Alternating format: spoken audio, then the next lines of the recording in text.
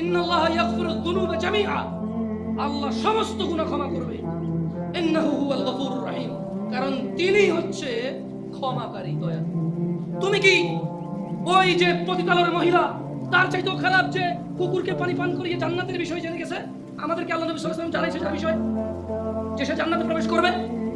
সে কি ছিল? পতিতা। কি ছিল? কি ছিল? তুমি কি তার চাইতে খারাপ মনে করবে?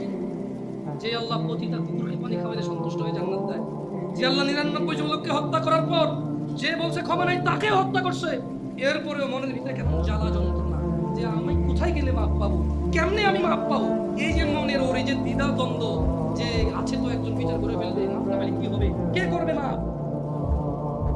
আল্লাহ তার জন্য যে জমিন তুমি এক চুল নাড়তে পারো না, আরে নাড়বা কেমনে? ওই প্লেটে টিনে রেখেছে, দেখছো? বলতেছে যে ঢাকছো খালি করো, 24 লাখ মানুষ মারা যাবে, এত মানুষ মারা যাবে, ওই মাটি কি আল্লাহ কাছে